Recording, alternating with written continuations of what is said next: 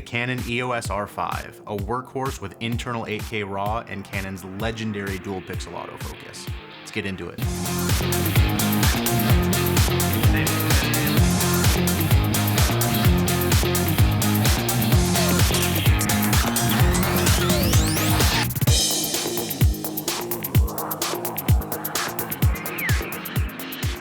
Today we're out here at Crosstown Concourse. We just want to give a big shout out and thank you to them. Like and subscribe. See you later, lab monkeys. Starting off with the sensor, we have a 45 megapixel CMOS full frame sensor with Digic X image processing, an ISO range from 100 to 51,200. The R5 has an updated version of Canon's autofocus, dual pixel autofocus 2, with 100% of the sensor being covered and about 1,053 autofocus areas. It also has subject tracking of people and animals using deep learning technology like AI technology, as well as head and eye tracking. The ergonomics of this camera are pretty great. It weighs about 1.63 pounds, including a battery and a CF Express card. It also has a plethora of customizable dials all along the camera, allowing you to use it and customize it however you would like from the menu. Some cool shit to throw at you. It has support for the Canon's VR dual fisheye lenses and the workflow. It has a dual card slot, one CF Express Type B and one just normal SD card. And then it also has an OLED electronic viewfinder with 5.76 million dots and a vari-angle LCD with touchscreen. Moving on to I/O. In addition to Bluetooth and Wi-Fi connectivity, you have a USB-C port that's multi-purpose. You can charge or you can transfer data, tether, that kind of thing. You have a micro HDMI out that lets you go to different devices if you want to record or monitor. And you have both a mic and headphone jack, just the standard 1/8" connector, and a proprietary flash sync cable. In the photo realm, this is an extremely high-end workhorse camera. In addition to the high resolution, you also have 12 frames per second mechanical shutter, 20 frames per second e-shutter. It comes with an internal body image stabilization multi-shot mode, basically, which is similar to Fuji's X-H2, the pixel shift multi-shot, where you can create an extremely high resolution image just from shifting the sensor over slightly.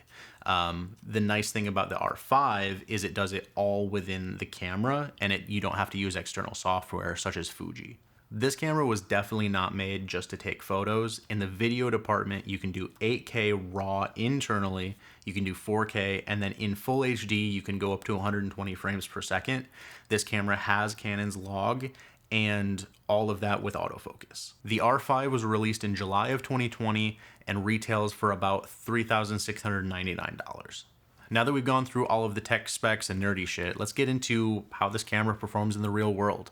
Let's start with the bad things and move on to the good, because there's only a few things that I can say that I don't like about this camera. This is definitely a higher end camera, meaning that usually you're only going to see professionals justifying the price to pay for such a camera. So because of that, you'd tend to have very high expectations. Now, granted, this was released in 2020. It's currently 2023, so this is already 3 years old. How does it hold up?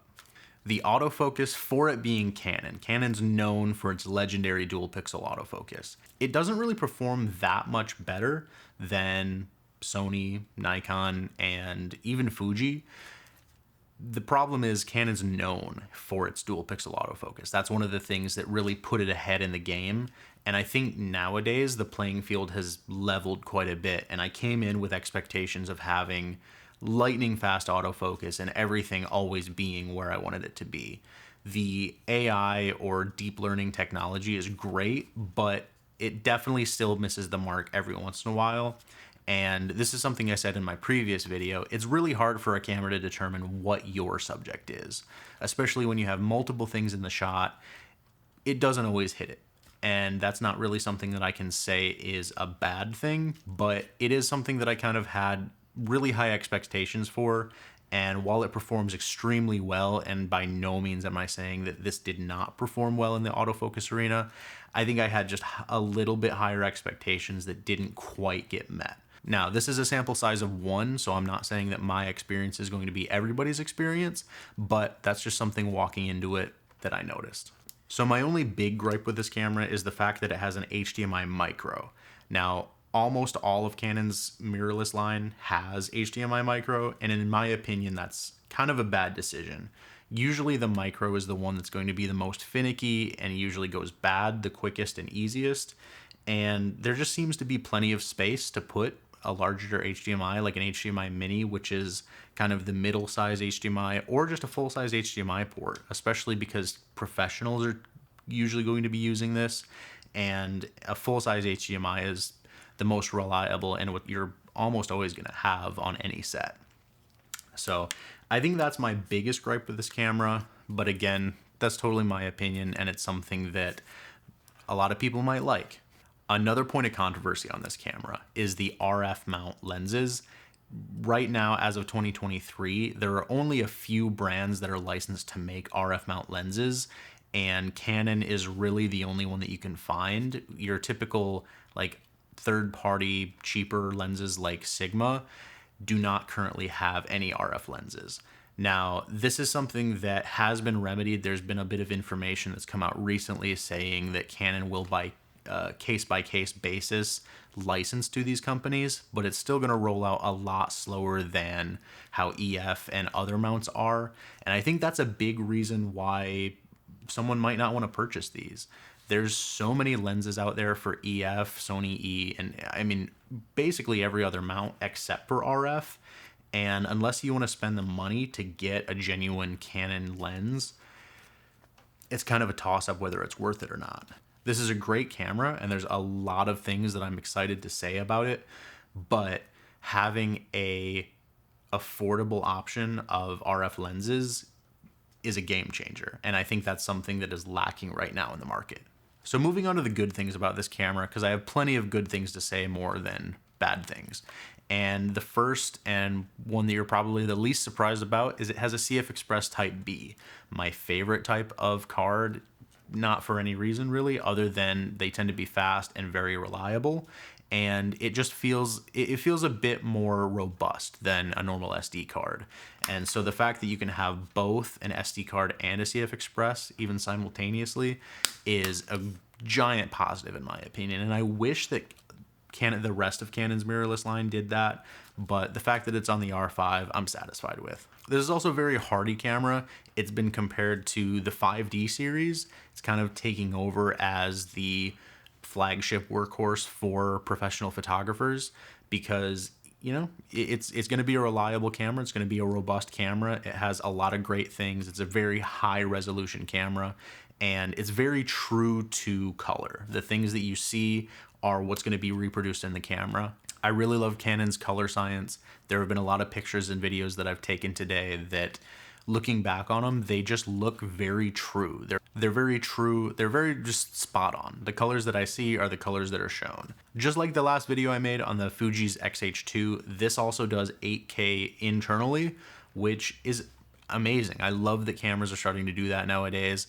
How realistic it is that you're going to need to use that, that's a different story, but that's case by case, and that's totally up to you. Even if you don't use the full 8K capability of the camera, downsampling it to 4K or even 1080 is going to leave you with a much sharper and less grainy image no matter what, because you're combining those multiple pixels into one, and instead of having that margin of error of 1 pixel, you're averaging the margin of error of 4 different pixels, which makes things just so much better. There have been some issues with overheating with these cameras when you're doing really high resolution, especially 8K RAW. And that's just because you're combining so much technology into such a small footprint, and it doesn't have any kind of fan on it, which to me, it's pretty understandable. I mean, just like a lot of other cameras nowadays, they're really trying to pack as much punch into as small of a footprint as possible. So you're going to run into issues like that. And you know, as much as I hate to say it, I think it's just something we're going to have to deal with. And if you want to have a camera that you're going to be able to do extremely high resolution for extended periods of time, you're probably going to have to go up to like a cinema camera, or at least something with a fan like the R5C. So something I've come to notice in my day-to-day life as a camera inspector, which is my day job, is a lot of the mirrorless cameras have the same issue, that their sensor gets really dirty really easily because you don't have that mirror flipping down like a DSLR does. Canon does something different, and when you turn the camera off, it actually brings the shutter curtain down, meaning that you're going to have that extra layer of protection. Now, it's not perfect, and you're still going to get dust on the sensor, but with as many Nikon and Sony cameras as I've come across that are just caked in dust, it's just one less thing to worry about. You can pick up your camera, and it's going to be a lot easier to be confident that you're not going to have a bunch of dust on the camera and not have to do a lot of post editing trying to get all those specs out. It's not perfect, and there are some times that the shutter doesn't come down, and it's also, you're still going to end up getting a little bit of dust on the sensor, and that's okay. But having that little bit of protection really, in what I've seen, makes a huge difference. So Canon has a plethora of photo and video modes, from manual and program to aperture priority, shutter priority, and a couple others, in both your video and your photo modes. This allows you to, if you don't want to adjust every single last setting, you can let the camera make some of those decisions or all of those decisions for you, and usually you're going to end up with a pretty decent result. I definitely have a strong preference towards aperture priority or just shooting manual, but if you're somebody that isn't super confident in your ability to utilize the exposure triangle, or if you just don't really want to mess with that, you're still going to have a pretty good result no matter what. So the layout and ergonomics of this camera are very good. It feels solid and comfortable in your hand, and there's a plethora of buttons where your fingers are going to be that you can customize however you'd like, meaning that however you want the camera to be laid out, you pretty much can. There's a lot of customizability in this using the menu, and then you also have custom modes that you can switch between. So it gives you a lot of flexibility in how you want to use the camera. You can really just make it yours. So that's the R5. It's a really fun and robust camera to use. I've used it both in the studio setting tethered to a computer, and I've also used it just going out on a fun day to take pictures. All of the pictures that you get are going to be very true to life. They're kind of what you want them to be, especially when you have a higher end camera like this. I would say it's certainly suited more towards professionals because it has a lot of options that are typically more customizable and very kind of nitty gritty. This is made for professionals. This is made for somebody that you kind of need things to be laid out how you want them to be, and it's run and gun. You can take it, you can do whatever you need to do with it, and the photos are going to come out great. There's a lot of great ability in the photos themselves. You can do RAW, you can do JPEG, or you can do RAW and JPEG, meaning that for the most part, your gradability is going to be super easy, and you have a great base starting point.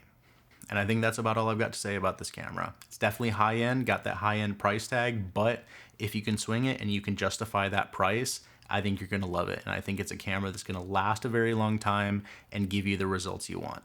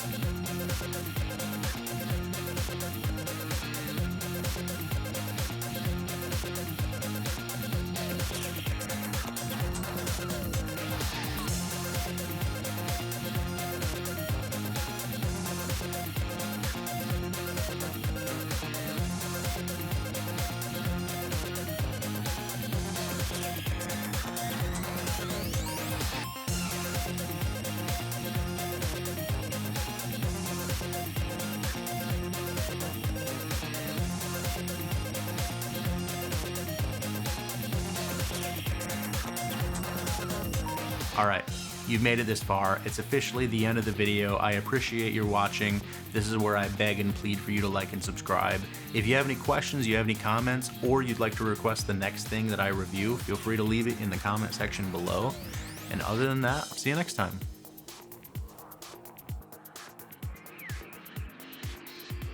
And thank you, Mitchell, for modeling today.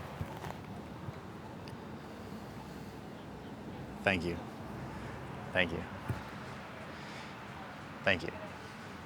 Thank you.